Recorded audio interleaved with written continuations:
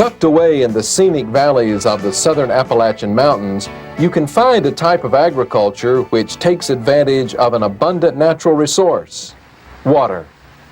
The mountain ranges of the southeast are usually blessed with large amounts of rainfall, which produces the many clear, cold, fast-flowing streams of the area. Where suitable land is available, these streams can provide the necessary water for the production of salmonids. Most of the salmonids produced in the southeast are rainbow trout. However, there are a small number of brook trout, brown trout, coho salmon, and Atlantic salmon also grown in the area. Trout production in the southeast is concentrated in a crescent-shaped area that roughly follows the Appalachian Mountains. The streams here remain cool enough for trout in the summer, but don't freeze during most of the winter. About a quarter of the 60 to 65 million pounds of trout produced each year in the United States are grown here in the South. The leading trout-producing states are North Carolina, Georgia, Virginia, Tennessee, and Kentucky. There are several components to a successful commercial trout operation. A dependable water supply with ample flow is the most important factor.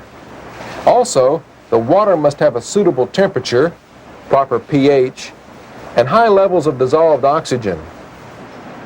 A small trout farm for supplemental income should have a water flow of about 350 to 500 gallons per minute during minimum flow periods. A commercial trout farm requires at least 1,000 gallons of water flow per minute, or about 2 cubic feet per second. The best watersheds for trout farming are completely wooded, with little or no cropland. In areas where the watershed has been cleared, the stream channel should be shaded to avoid high temperatures during the summer. Ideal water temperatures for trout production are from 55 to 65 degrees Fahrenheit. Slightly cooler water is best for growing trout eggs or newly hatched fry. Temperature should not exceed 75 degrees Fahrenheit and only rarely exceed 70 degrees during years with average amounts of precipitation.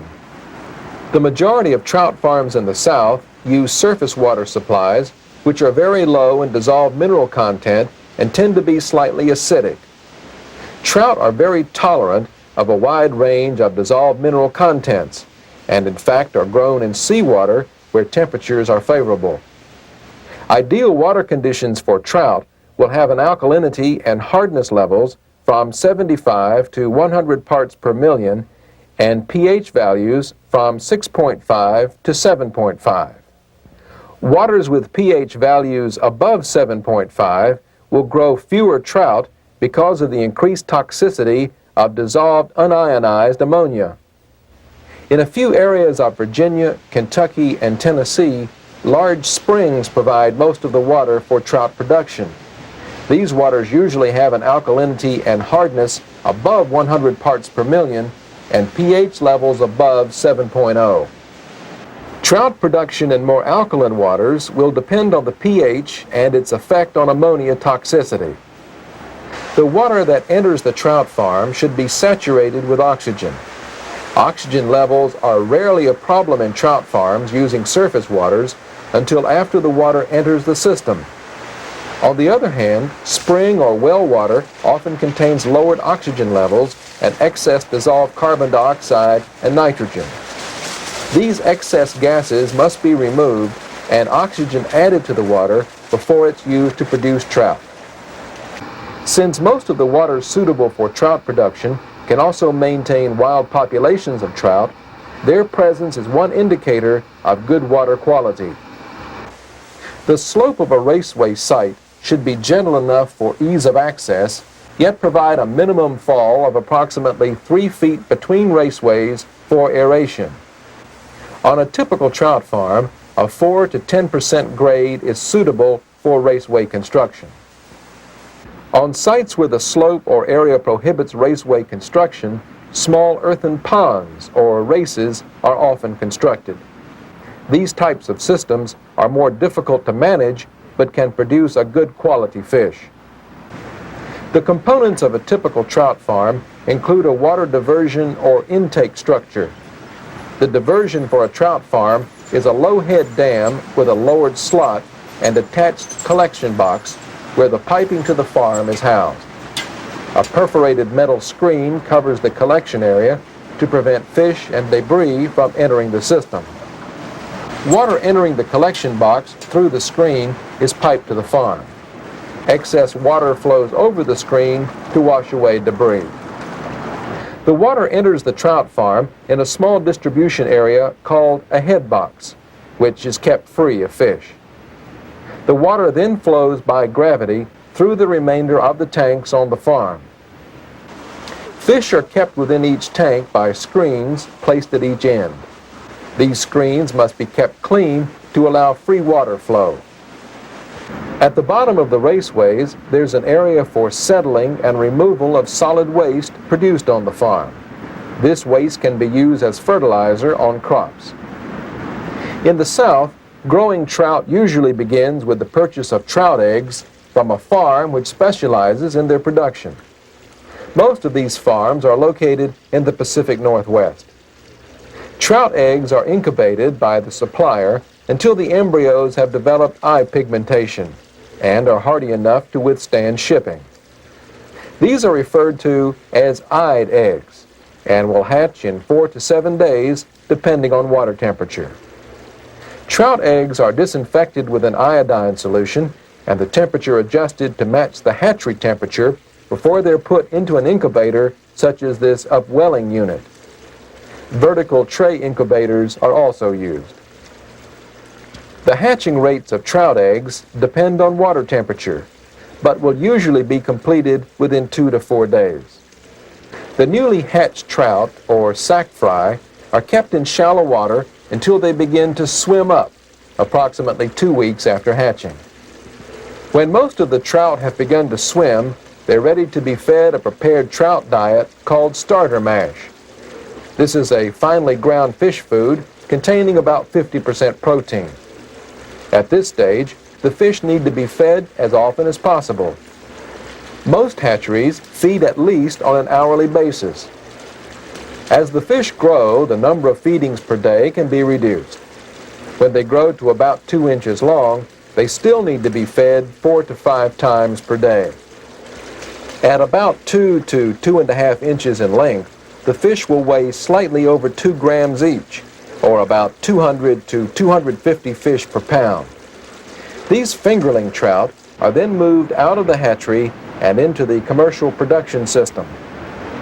At this stage, the fingerling should be vaccinated for protection against enteric redmouth, a fish disease common to trout production.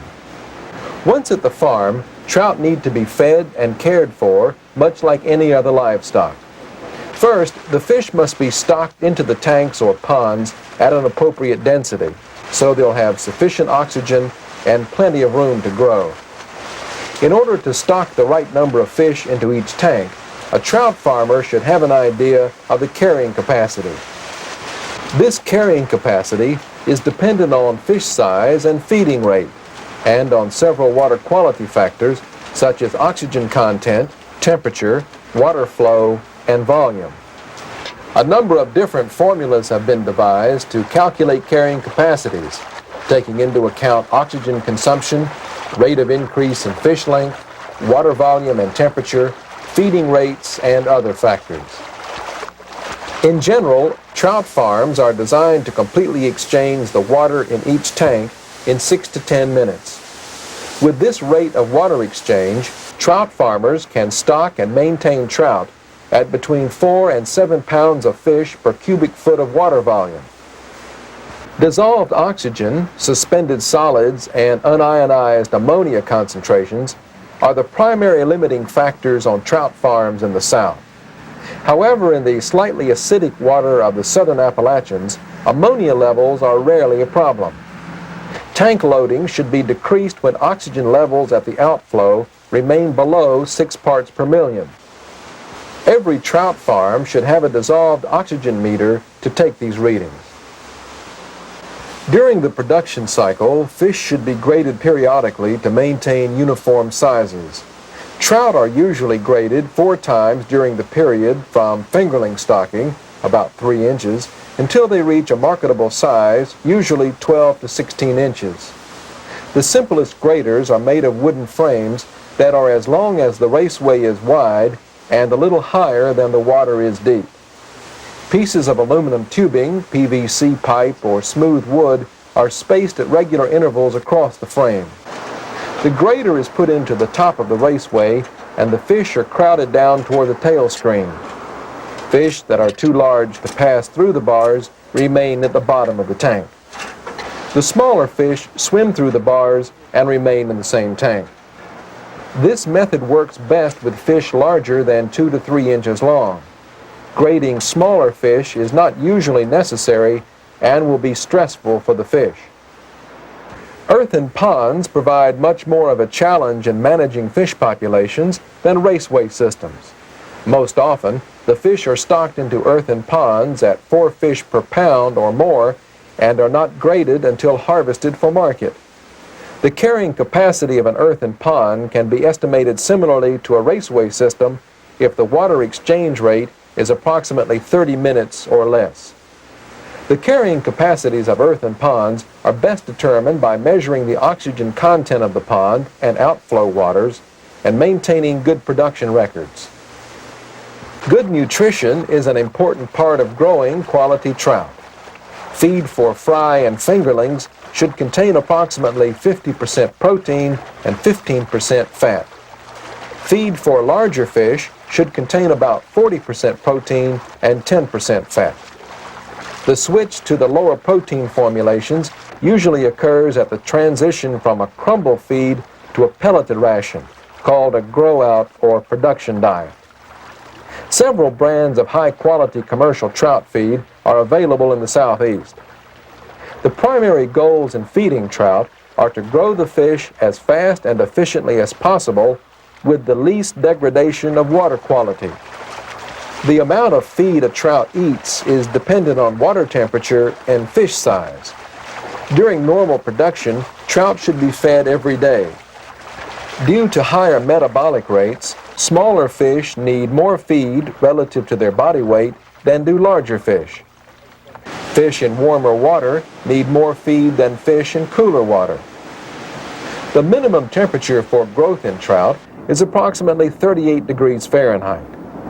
Trout will require only a maintenance diet at these temperatures. The best water temperature range for growing trout is between 55 and 65 degrees Fahrenheit. In very warm water, above 68 degrees, a trout's digestive system doesn't utilize nutrients well, and some of the food will not be fully digested. The best way to determine the correct amount and size of food for your trout is to use a published feeding chart, usually provided by the feed manufacturer. The chart should be used as a guide. It's important to remember that fish should be fed less than they will eat. Overfeeding should be avoided. To feed properly, you must know the number and size of your fish. Good growth records for trout on your farm can help to predict the growth rate expected during each season. The most common type of feeder used on commercial trout farms in the Southeast is the demand feeder. It consists of a hopper for holding the feed pellets and a movable disc below the hopper opening, which is attached to a pendulum extending to the water. Trout greater than 5 inches long are readily trained to feed themselves.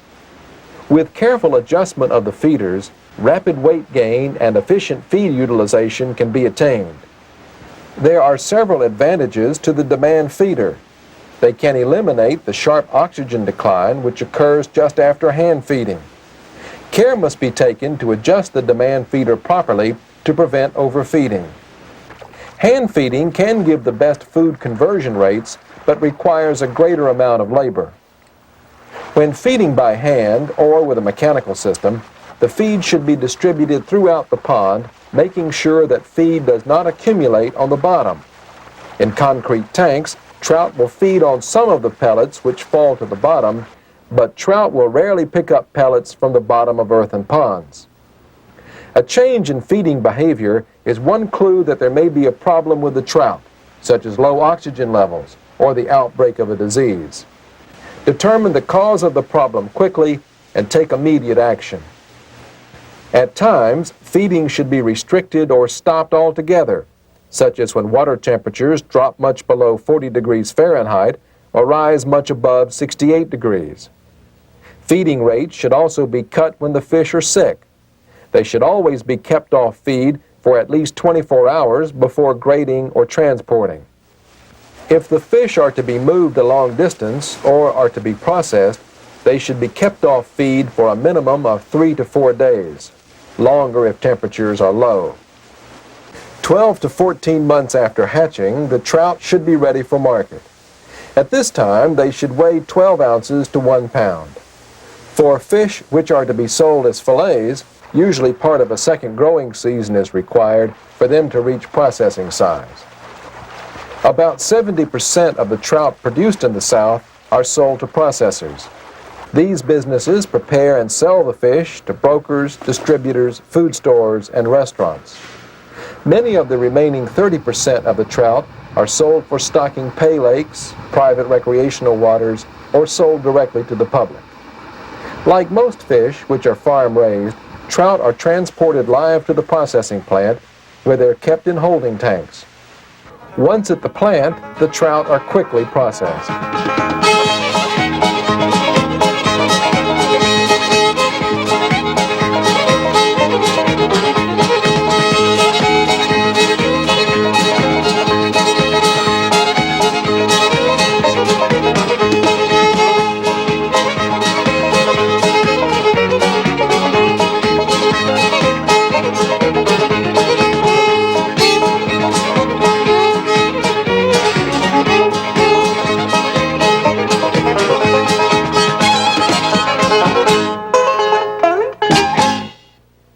If you're thinking about trout farming, consider the following economic requirements.